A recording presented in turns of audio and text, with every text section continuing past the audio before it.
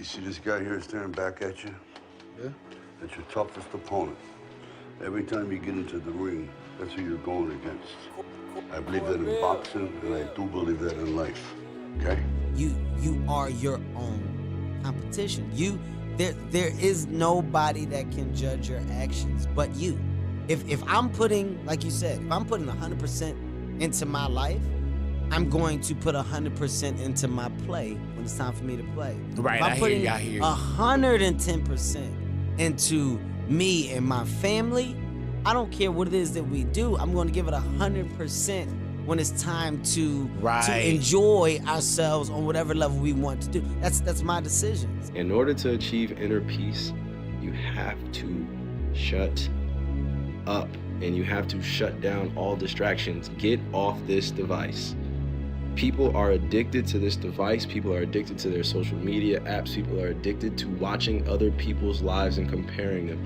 Why is that normal? If you want to be in the game, and it's sports, it's business or whatever, there's going to be wins and there's going to be losses. And you have to take them both in stride. And you have to be able to, there's a lot of people, when you gamble, right, and you lose, and you go into a deep, dark depression. I've seen this with guys that do it. Get depressed, and gambling isn't for you. If you are the type of person that's on social media and people say horrible things to you and you get depressed and you shouldn't be on social media. You know what I mean? These are all part of being in the game. When you're in the fucking game, great things happen and really bad things happen. And you got to take it all in stride. And you got to pick yourself up the next day, strap your fucking shoes back on and get out there and go to fucking war again. That's how it works. What if? A lot of times I'll be in a 200-mile run or something like that, and I'm all jacked up. Body's broken, mind's broken, spirit's broken. I start to say, what if I can pull this off? When I first walked into the Navy SEAL recruiter's office, he looked at me and said, there's only been 35 African Americans in 70 years make it through. You know what I said to myself? What if I can be the 36th? It's the what if I can pull off a fucking miracle. What if I can become someone that no one thinks I can be? And just me talking about that, I have the hair going up on my arms because it makes me just like, what if? The more times I've had W's and then realized that right afterwards I felt nothing, I had to think back of like, what are the things that I enjoyed most in my life? And it's always in pursuit. And I'm like, well then, why don't I set something really big, really far so I can be in pursuit for the longest period of time possible? And that's where I think a lot of people from the outside, they cast their expectations of life onto me and say, I wouldn't live my life that way. You're always working, you're always doing these things. But it's like, I'm actually always spending my time in pursuit because in pursuit is my button for enjoyment. But I think without those brokey days, without those original days to compare it to, without that juxtaposition, then I don't think being rich would be fun at all. I think it's only fun because you can compare it to the days when you weren't rich. That's the only thing that makes it fun. The only thing that makes a $10,000 steak fun is that you can laugh saying how you never had 10 grand in your bank till you were 27 years old. Yeah. Like otherwise it's boring. Otherwise steak. And I think if you're born with too much money, that you'll never truly be happy. I think you need the brokey days. Your life was basically the perfect grounds for training for where you need to go in your life. All the beatings, all the bullying, all the, you going through learning disabilities, all the struggles. It was the absolute perfect training ground for you to go to where you need to go. And that's how I started looking at my life versus woe is me, poopy pants, kick a rock down the street mentality. It was, God just hooked you right the fuck up. You might think that bed's warm. Feels all comfortable. You come here, you kill it. Give it everything you have, leave it all here. The warmth you feel after that, second to none, man. Second to none. No sheet can provide that comfort for you. When you give it all here, guys, and you leave it all here, you at your weakest state, bottom of the barrel. What's about to happen? Your greatest triumph. You kill yourself on pride in here. Leave nothing to spare. What's gonna come? The growth of opportunity. You can't wait for everything to be perfect to start living your life. Because I bet that's what I've done. My whole life has been like that. inside of me. It has been, as soon as it's all lined up, I'm going to show you myself. As soon as I've got it all looking the way I want, I'm going to show up for you. I'm never going to get to that where everything's okay, where everything looks a certain way. And in the meantime, I'm burning the best time I do have available. I'm burning that candle up. I'm burning this candle down, and I'm saying as soon as it gets bright enough or warm enough in here, I'm going to show up. But the candle's getting smaller. I'll say honestly, just lock in, man. I think the biggest thing nowadays, everybody has social media and stuff, and like, sometimes you just gotta put the phone down. Sometimes you gotta figure out who you are. And I see people all the time, like, how do you figure out what you wanna do? And like, I got big dreams to be rich and famous or just rich, but I just don't know what to do. I got so many things I wanna do. A lot of people don't like remove themselves from the crowd, or like you'll never put down the weed, or you never put down the alcohol, or you gotta really remove yourself from all this stuff, and like maybe put down your phone for once, just think and like just sit back. And sometimes it might make you cry. You might be to go into some deep depression shit, but it'll trigger that thing in your brain to think and to figure out what you really want to do. Man, I've trained 99% of my life alone. No one pat me on the back. I did all of the work alone. And while I'm still hard on myself, I know what I did. So whenever times get bad for me, people, all this, who's gonna carry the boats and law? That's real. I hate that people know me for that guy, because that guy is not every fucking day. Like when they see me, they want that energy. That's not me every day. I can extract it immediately when I need to, because when you train alone, and I lived alone for so many years in this misery, and you're able to get out of it by yourself, I can take myself to such a level of real passion and purpose. But decisiveness, moving forward quickly on decisions, as quickly as you responsibly can, is how you increase velocity. Most of what slows things down is taking too long to make decisions at all skill levels. So it has to be part of the culture to get high velocity. Amazon has 1.5 million people, and the company is still fast. We're still decisive. We're still quick. You're going to have doubt. You're going to have frustration. You're going to have anger. You're going to have mistakes. But those things are necessary for you to gain the skills. All right. So when you really look at what it takes to build something, like from my perspective, I can very confidently say it is very simple. It's inputs equal outputs. It is what I do and what that creates. And if you show up every day and you're effective every single day, and you continue that for as long as you can and keep the ratio of wins much higher than you do losses, meaning like you win, let's say 95% of the days or even 90% of the days, bro, there's no denying that you'll get where you want to go. It just depends on how long it's going to take. I also think that God is pleased with you when you show him the beauty of his creation. I think that God is pleased with you when you work as hard as you possibly can and you do the best you can in anything you're going to attempt. God loves people who work hard and try hard. And in my own personal life, I can see that God is very happy with me when I give it 100%. And very few people give anything 100% anymore. It's very rare you meet somebody and if they're honest with themselves and with you and with God, say, I gave it everything I had. They gave it some, they tried a bit, they got demotivated, they got distracted, they got tempted. But when you truly give your 100% to something, I think that makes God very happy with you. And I think he rewards us for that. I think that you have to live. There's a lot of practical advice I can give. In terms of the religious sense, I would say you need to live like God is always watching. You may have the opportunity to do something bad, or you may have the opportunity to steal some money or snake somebody, but in the end, you're going to pay for that, and the bill will be paid. I think if you do the right thing, in my experience, if you're a person who does the right thing, firm handshake, is on time, doesn't lie to anybody, does what he's supposed to do, is honest with a good heart, is genuinely polite to everyone he meets. If you are that person, you get very far in life. I've yet to meet people who just do all the simple things right, who completely fail at life. Look at your circle, right? And in your circle, if the conversation is all about what we hate, I can't stand that song. Yo, you see that new fucking car came out? That shit is ass. I can't stand that fucking car. Yo, man, I can't stand this city. Why the fuck we even in this city? What we eating? I hate that place. It's so easy. People don't even listen to it. It's so easy. It can be the smallest shit in the world. The smallest shit, but if it's always hate. Cause see, somebody that talk good to you and trick your mind. Yeah. That's why I say suspect evil of no one until see it. Once see it, forget it not. For once an enemy could never be a friend. Big Sam told me when they painted you a picture, don't let them paint you another picture. You could talk good as a bitch and trick my mind. Yeah. Now I'm back believing in you again. But you already showed me that you wasn't my friend, so we reward loyalty with loyalty, and we reward disloyalty with distance.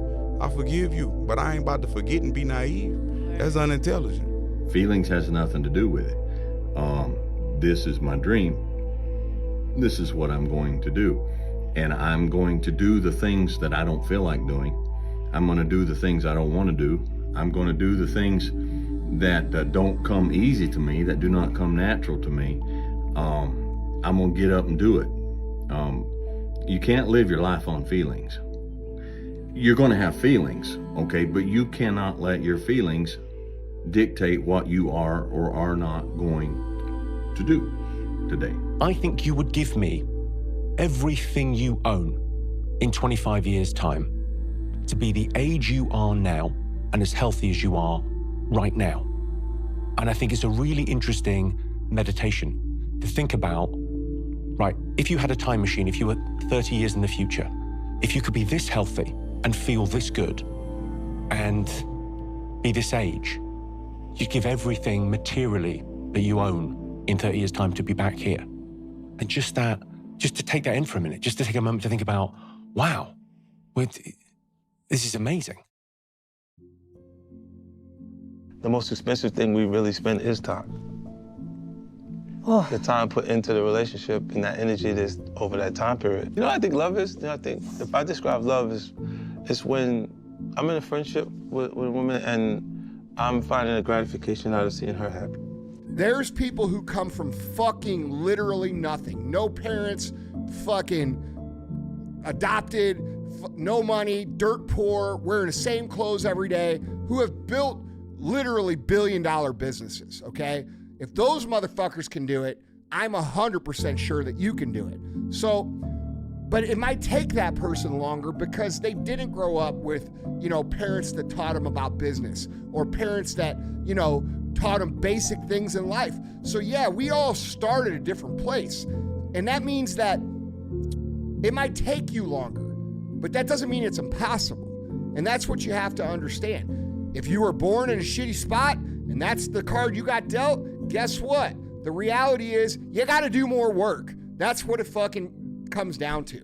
And so as long as you can be in a place where you're constantly looking to the next place, and you don't let anything get in the way of that or hinder that, then you have a really good chance to be everything you ever wanted to be in life. The only way you're ever going to get to the other side of this journey is you have got to suffer to grow. To grow, you must suffer. And some people will get it and some people won't. But they have to see what their journey is to start their journey. Several people live to be 100 years old and they have great lives and they have great kids. Their kids go to college and all sort of stuff. But somewhere in their life, there was a point where they had a decision to make.